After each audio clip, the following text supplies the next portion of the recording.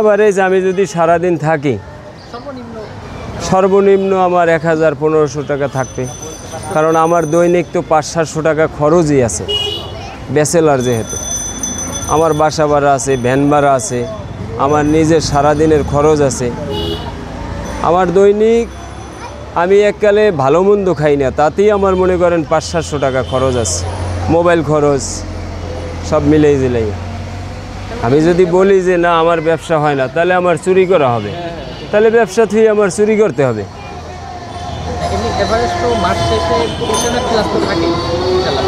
না, এই ব্যবসা তো কয়েকদিনের ব্যবসা মাত্র, একদম 1 পাও 2 পাও হাঁটে সেই ক্ষেত্রে।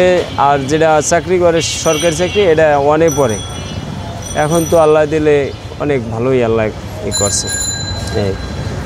তাই ছোটোবেলায় লেখাপড়া করার মতো কোনো ছিল না, উপর আল্লাহ করাইছে আপনাকে দোয়ায়। আমার মা আর আমি করছি, চেষ্টা করছি আর কি, আর্থিক সহযোগিতা কিছুই ছিল না। আমরা 3 ভাই। হ্যাঁ হ্যাঁ, আমার পরে আরও 2 জন আছে। একজন হলো সেনাবাহিনীর সিআইডি অফিসার, আর একজন জাহাজের মাস্টার্স।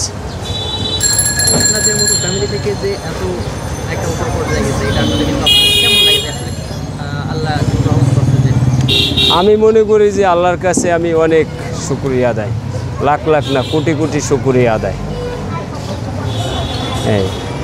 তারপরে আমরা 3 ভাই এক ফ্যামিলিতেই বলতে গেলে, শুধু খাওয়ন দাওয়ন আলাদা, আয় ভাই আমাদের 3 ভাইয়ের এক লগই যা কিছু করি।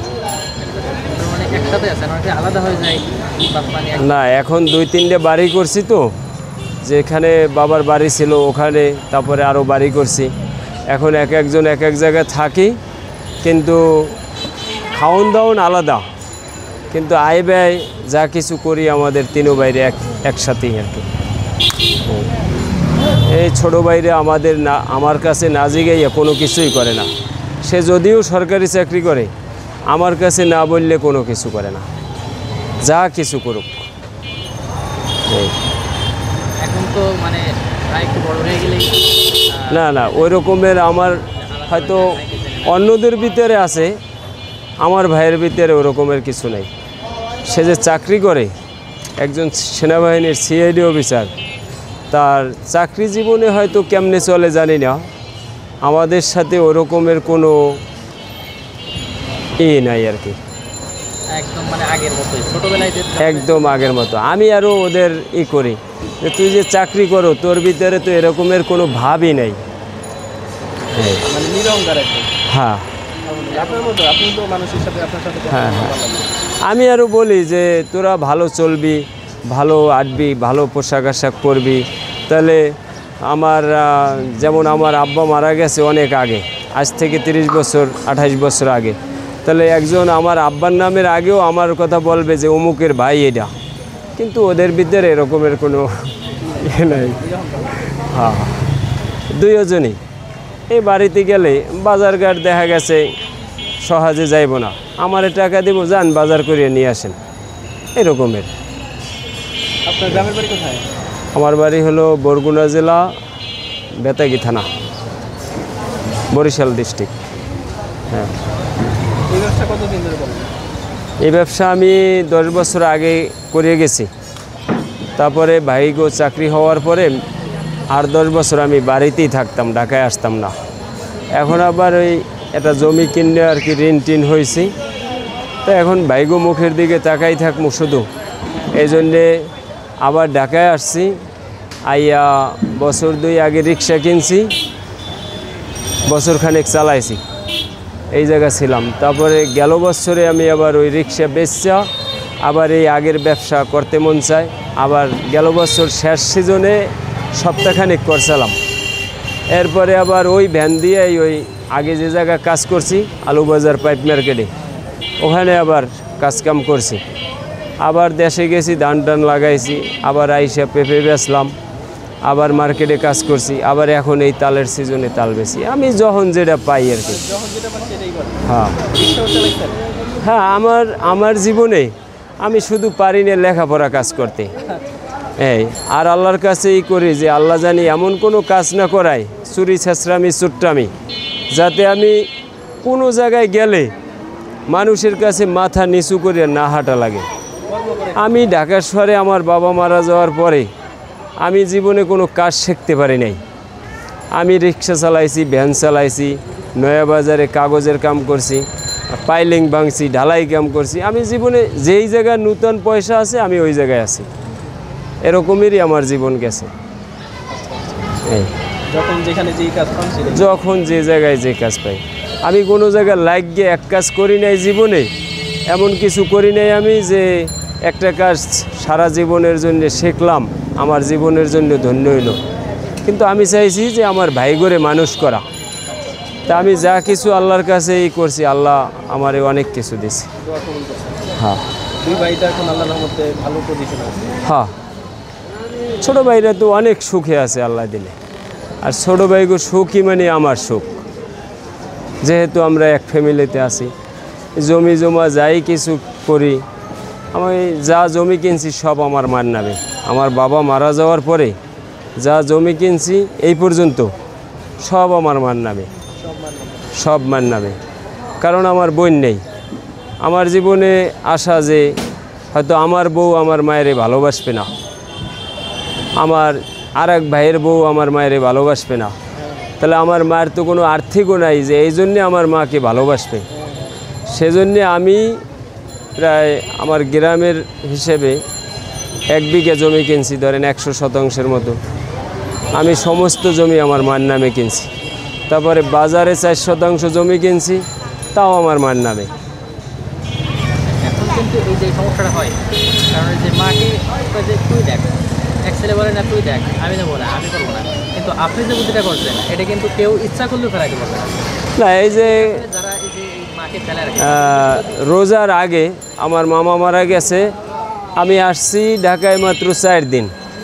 4 দিন পরে আমার মামা মারা গেছে। ওই জায়গায় আমার আম্মুরে পাঠাইতে আসি, তখন আমার আম্মু একটা অ্যাক্সিডেন্ট করছে গাড়িতে, অটো গাড়ি দিয়া। আমার আম্মুর 2টা পাওই ভেঙে গেছে। হ্যাঁ, কিন্তু যা কিছু দৌড়ি করা, ডাক্তার দেখানো, চিকিৎসা বাবদ সবই আমার ওই মেজো ভাই করছে, আমি কিছুই করি নাই। আমি শুধু ওই শুক্রবার যাইয়ে দেখে আসছি। যেহেতু আমি যদি মার্কেটে না থাকি আমার ইনকাম বন্ধ। আর আমার ছোটো ভাই একদিকে চাকরিও করছে, অবসর টাইমে আমার মার চিকিৎসা বাবদও দৌড়াইছে। আমাদের ভিতরে ওরকমের কোনোই নেই। আবার আমার ছোটো ভাই একেবারে আসতেই পারে নাই, তার তো কোম্পানি চাকরি, সে আছে মোংলাপুরে। সে টাকা পাঠাই দিয়েছে আমার মেজো ভাইয়ের কাছে, এবং আমি টাকাও দিই নাই। এজন্যে আমার ভাইগো ভিতরে কোনো নেই,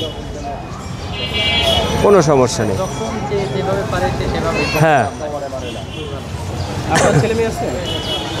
আমার এখানে আবার আর এক সমস্যা। আমার প্রথম বাচ্চার মা মারা গেছে।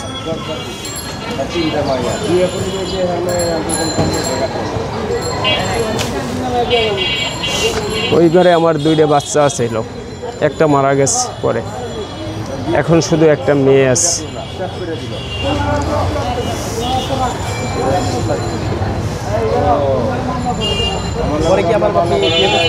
হ্যাঁ, এই ঘরে আমার এক ছেলে।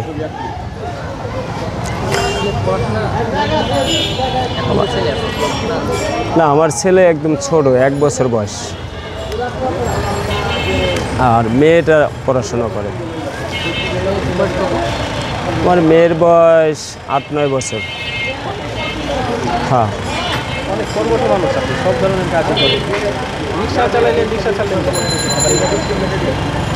রিক্সা ছাড়লাম গেল কোরবানির আগে, এর আগেও চালাইছি আমি।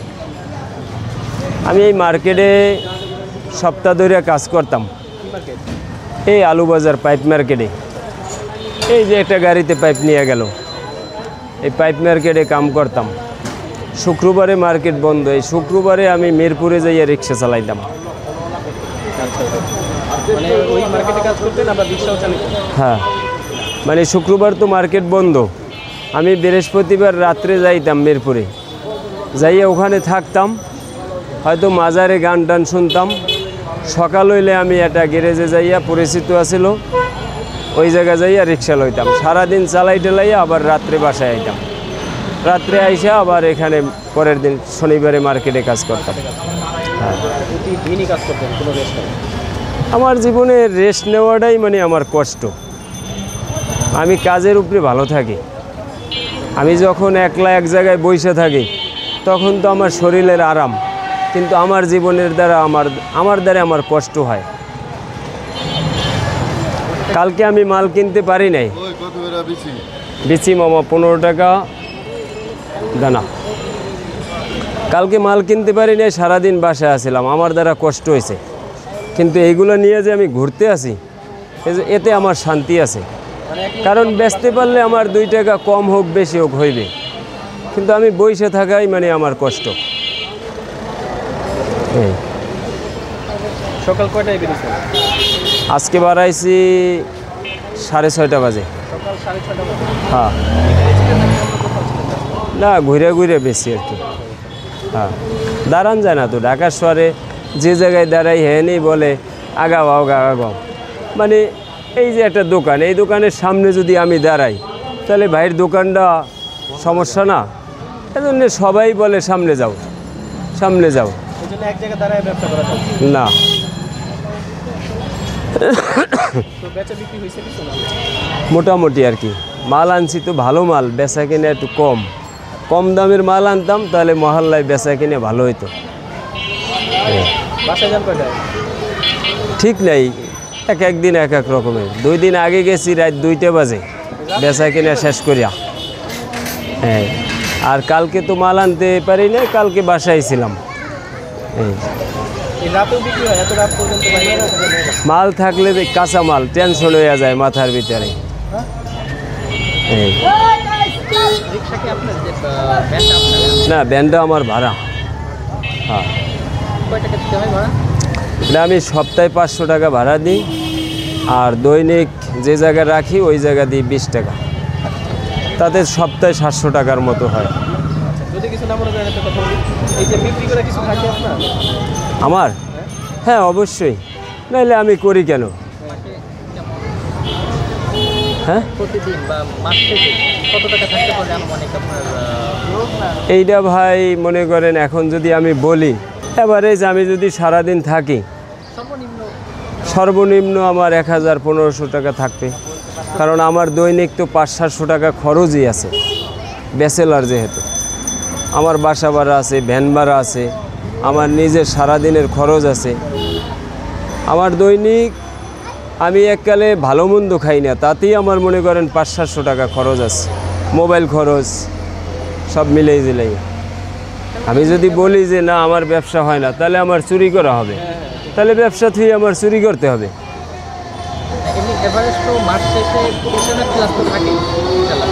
না, এই ব্যবসা তো কয়েকদিনের ব্যবসা মাত্র। যারা মানে পড়াশোনা করতেছে, অনেক আছে পড়াশোনা শেষ করে চাকরি পায় না, 10,000-12,000 টাকা বেতনে চাকরি তাও পায় না। তো তারা যদি আসলে এরকম উদ্যোগ গ্রহণ করে যে ফুচকা বিক্রি করলো বা চাল বিক্রি করলো বা চাল বিক্রি করলো, তাদের তো এরকম মাসে 20,000-25,000 প্লাস এরকম থাকবে, খাওয়া খরচ বাদে। আমার যতটুকু ধারণা, যেহেতু আপনি আমার যে প্রশ্নটা করছেন, কিন্তু সবার দ্বারা তো সব কাজ সম্ভব না। কিন্তু তার মানে উদ্যোগ গ্রহণ করবে যে চাল বিক্রি করতে পারে না, কিন্তু জামা কাপড় তো বিক্রি করতে পারে, গেঞ্জি বা এই টাইপের, মানে রাস্তায় বসে যদি কেউ বিক্রি করে যে কোনো কিছু, তাহলে তো আশা করি 20,000 প্লাস বা এরকম থাকবে। যেহেতু সত্য কথা বলতে, এখন কি টাকা পয়সা নেয় নাকি? না, এখন বর্তমানে নাই। আর ছাত্র জীবনে যে আপনি বলছেন যে এগুলো করবে, মানে ছাত্রজীবন শেষ হয়ে যাওয়ার পর যারা নর্মালি চাকরি করতে পারছে না, কাজ কাম বেকার বসে না থাকার চেয়ে একটা কিছু করাই ভালো আমি মনে করি। কারণ কাজ কাম করা অনেক ভালো। আমার ছোট ভাই যখন লেখাপড়া করছে, আমি বলছি যে তোর কাজ করা লাগবে না, পড়াশোনা কর। সে কি করছে, রাত্রেবেলা আমারে কাজ করে দিয়েছে, তারপরে আইসে আবার মনে করেন যে বই পড়ছে, এরকমের করছে আমার ছোট ভাইরাও। এখনও এই যে চাকরি করে, বাড়িতে গেলে যতটা সম্ভব আমি যে কাজগুলো করি আমার সাথে সাথে করিয়ে দেয়। এরা যে চাকরি করে এরকমের কোনো ই নাই, অহংকার নেই না। ঠিক আছে, বুঝতে পারছি। এরকমেরই। তবে একটা মানুষ যেই হোক যদি পড়াশোনা করে, আমাদের মতো ফ্যামিলির পোলাপান হইলে পাশাপাশি একটা কিছু করাটাই আমি মনে করি যে ভালো। চাকরি বাকরি যে হবে কি হবে না এর তো আর কোনো গ্যারান্টি নাই, কারণ সবার কপালে সব কিছু হয় না। হ্যাঁ, আমার ভাইরে আমি যেদিন পাঠাইছি, আমি মনে হয় 3000 টাকা ধার করে দিয়ে পাঠাইছি লাইনে দাঁড়াইতে, খুলনা যশোর ক্যান্টনমেন্টে। যশোর ক্যান্টনমেন্টে আমি 3000 টাকা ধার করে দিয়ে পাঠাইছি। ওদিন পরের দিন আমি সারা দিন পথের দিকে তাকাই রয়েছি যে কি করলো। ছোটো ভাই তো কোনো জায়গায় যায় না, চিনে না। আল্লাহর ইচ্ছা আমলেগো দোয়ায় এক চান্সে ওদিনকেই মানে চাকরি। অফিসার বলছে যে 1 সপ্তাহ 15 দিন পরে তুমি কাগজপাতি নিয়ে এসো, অ্যাপার্টমেন্ট কার্ড নিও। ও বলছে যে স্যার আমি আমার কাগজপাতি সাথেই আছে। হ্যাঁ, অফিসার আবার একটু মস্কারি করে ওরে নাকি বলছে যে ওরে শালার বরিশাল্লা খাতার গাড়টি সাথে নিয়ে হারতে আসো। হ্যাঁ, দাও কাগজপাতি দাও। পরের দিনে আর কি এক ডাক্তার দিয়ে সপ্তাহিত করে ছবি টবি দিয়ে অ্যাপার্টমেন্ট কার্ড নিয়েই আর কি বাড়িতে আসছে। ধন্যবাদ।